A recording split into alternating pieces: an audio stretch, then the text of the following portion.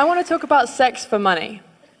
I'm not like most of the people you'll have heard speaking about prostitution before. I'm not a police officer or a social worker. I'm not an academic, a journalist, or a politician. And as you'll probably have picked up from Mariam's blurb, I'm not a nun either. Most of those people would tell you that selling sex is degrading, that no one would ever choose to do it, that it's dangerous, women get abused and killed. In fact, most of those people would say there should be a law against it. And maybe that sounds reasonable to you. It sounded reasonable to me until the closing months of 2009, when I was working 2 dead-end minimum wage jobs. Every month my wages would just replenish my overdraft. I was exhausted and my life was going nowhere. Like many others before me, I decided sex for money was a better option.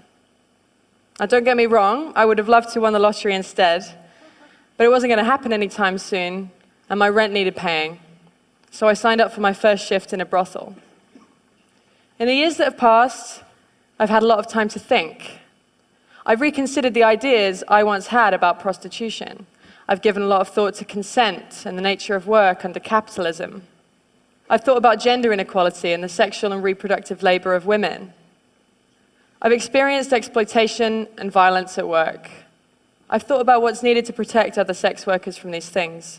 Maybe you've thought about them too.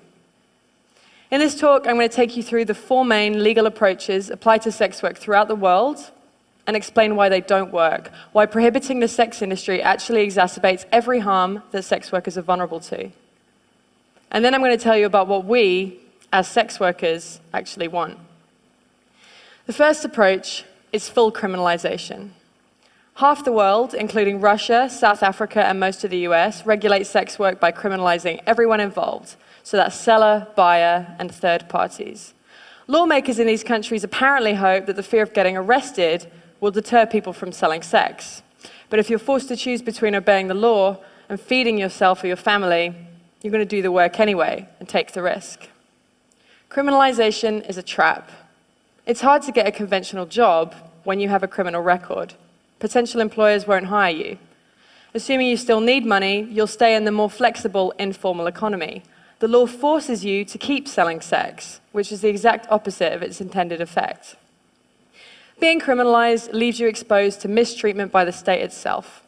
In many places, you may be coerced into paying a bribe or even into having sex with a police officer to avoid arrest. Police and prison guards in Cambodia, for example, have been documented subjecting sex workers to what can only be described as torture: threats at gunpoint, beatings, electric shocks, rape, and denial of food.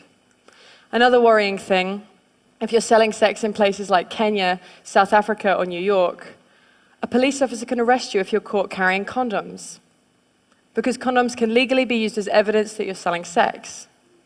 Obviously, this increases HIV risk. Imagine knowing that if you're busted carrying condoms, it'll be used against you. It's a pretty strong incentive to leave them at home, right? Sex workers working in these places are forced to make a tough choice between risking arrest or having risky sex.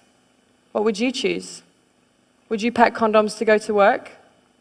How about if you were worried the police officer would rape you when he got you in the van? The second approach to regulating sex work seen in these countries is partial criminalization, where the buying and selling of sex are legal, but surrounding activities like brothel keeping or soliciting on the street are banned. Laws like these, we have them in the UK and in France, essentially say to us sex workers, hey, we don't mind you selling sex. Just make sure it's done behind closed doors and all alone. And brothel keeping, by the way, is just defined as just 2 or more sex workers working together. Making that illegal means that many of us work alone, which obviously makes us vulnerable to violent offenders. But we're also vulnerable if we choose to break the law by working together. A couple of years ago, a friend of mine was nervous after she was attacked at work, so I said that she could see her clients from my place for a while. During that time, we had another guy turn nasty. I told the guy to leave or I'd call the police. And he looked at the 2 of us and he said, "You girls can't call the cops. You're working together, this place is illegal." He was right. He eventually left without getting physically violent, but the knowledge that we were breaking the law empowered that man to threaten us. He felt confident he'd get away with it. The prohibition of street prostitution also causes more harm than it prevents. Firstly, to avoid getting arrested, street workers take risks to avoid detection. That means working alone or in isolated locations like dark forests where they're vulnerable to attack. If you're caught selling sex outdoors, you pay a fine. How do you pay that fine without going back to the streets? It was the need for money that saw you on the streets in the first place. And so the fines stack up, and you're caught in a vicious cycle of selling sex to pay the fines you got for selling sex. Let me tell you about Mariana Poper, who worked in Redbridge, East London. The street workers on her patch would normally wait for clients in groups for safety in numbers and to warn each other about how to avoid dangerous guys. But during a police crackdown on sex workers and their clients, she was forced to work alone to avoid being arrested. She was stabbed to death in the early hours of October 29, 2013, and she'd been working later than usual to try to pay off a fine she'd received for soliciting. So if criminalizing sex workers hurts them, why not just criminalize the people who buy sex? This is the aim of the third approach I want to talk about, the Swedish or Nordic model of sex work law. The idea behind this law is that selling sex is intrinsically harmful, and so you're in fact helping sex workers by removing the option. Despite growing support for what's often described as the end demand approach, there's no evidence that it works. There's just as much prostitution in Sweden as there was before. Why might that be? It's because the people selling sex often don't have other options for income. If you need that money, the only effect that a drop in business is going to have is to force you to lower your prices or offer more risky sexual services. If you need to find more clients, you might seek the help of a manager. And so you see, rather than putting a stop to what's often described as pimping, a law like this actually gives oxygen to potentially abusive third parties. To keep safe in my work, I try not to take bookings from someone who calls me from a withheld number. If it's a home or a hotel visit, I try to get a full name and details. If I worked under the Swedish model, a client would be too scared to give me that information. I might have no other choice but to accept a booking from a man who is untraceable if he later turns out to be violent. If you need their money, you need to protect your clients from the police. If you work outdoors, that means working alone or in isolated locations, just as if you were criminalized yourself. It might mean getting into cars quicker. Less negotiating time means snap decisions. Is this guy dangerous or just nervous? Can you afford to take the risk? Can you afford not to? Something I'm often hearing is prostitution would be fine if we made it legal and regulated it.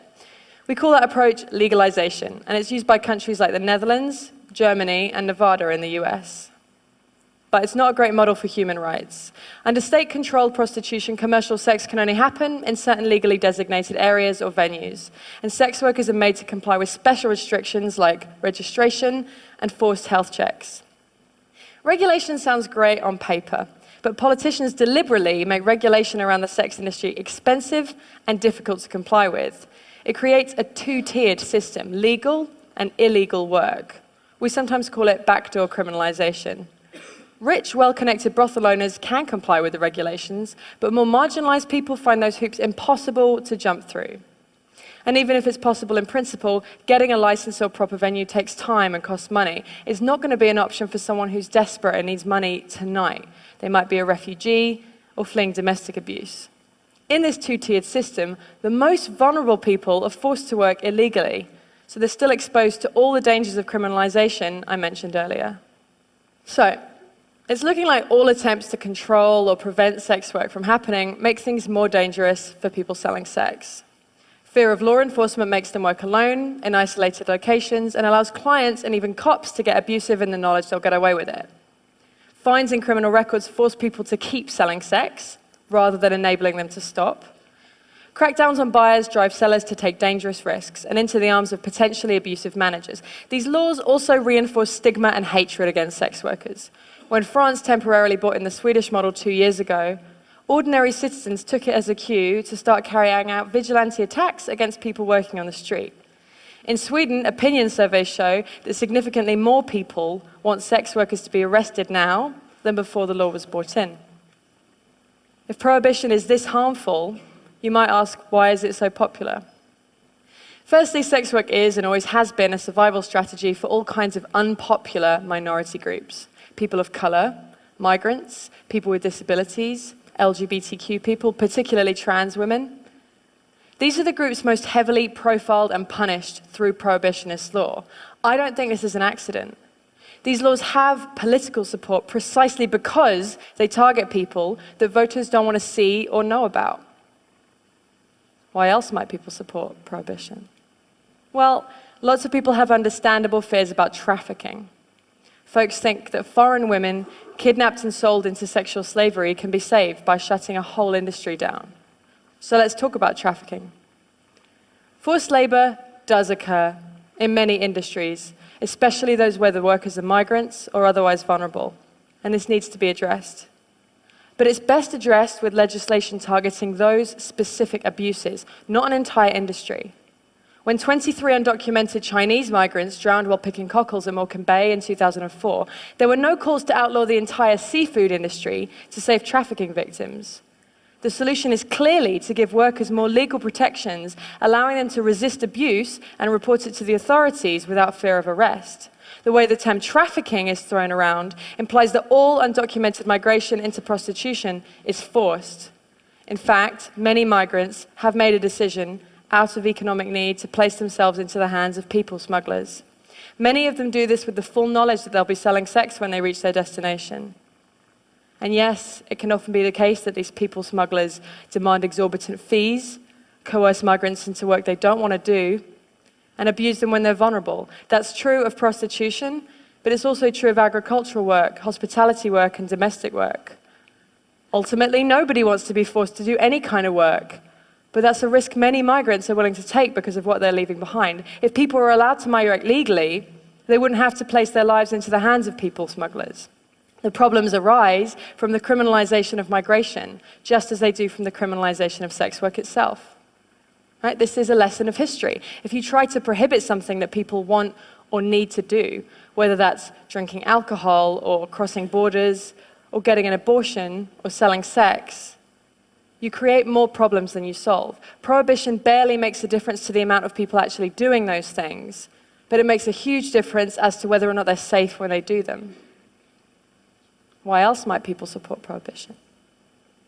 As a feminist, I know that the sex industry is a site of deeply entrenched social inequality. It's a fact that most buyers of sex are men with money, and most sellers are women without.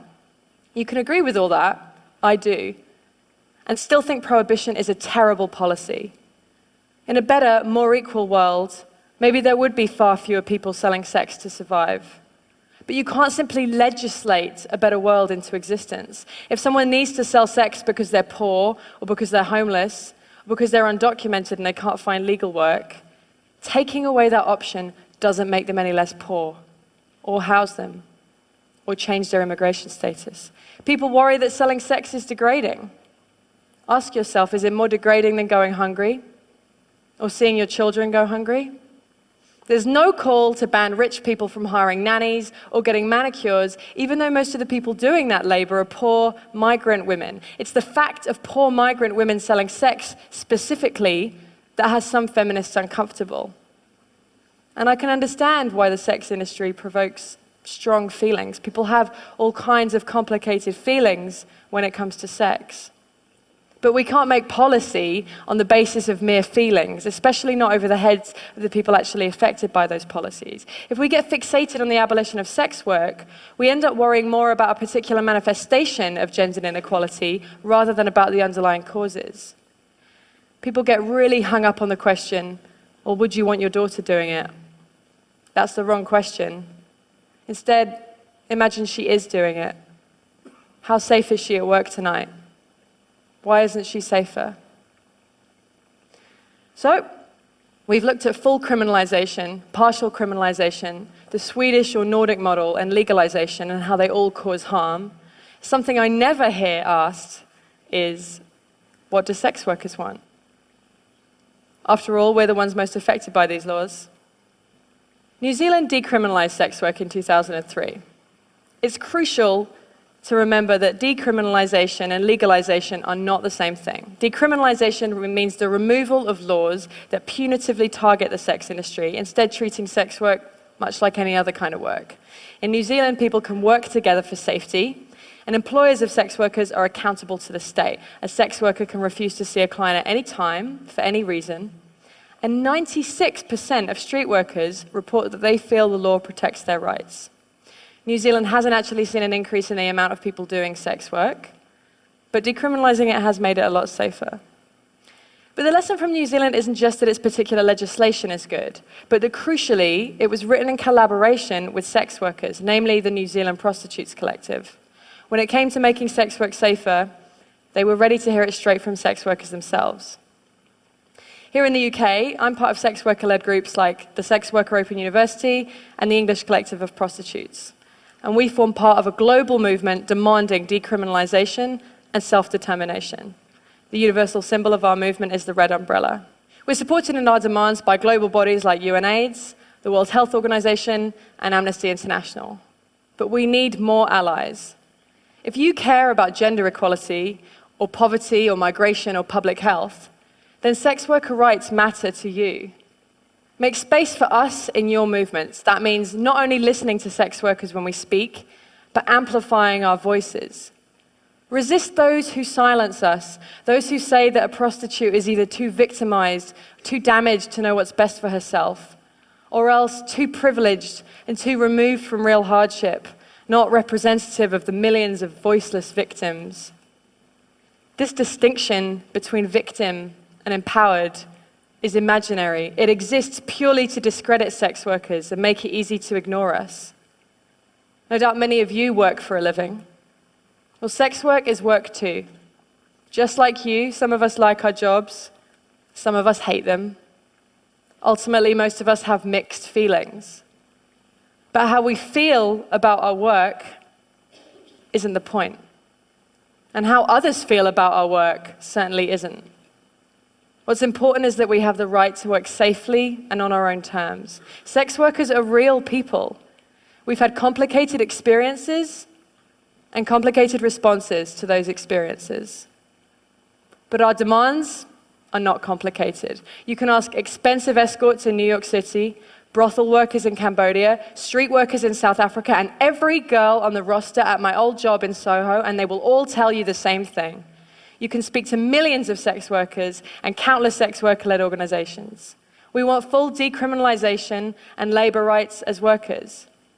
I'm just one sex worker on the stage today, but I'm bringing a message from all over the world. Thank you.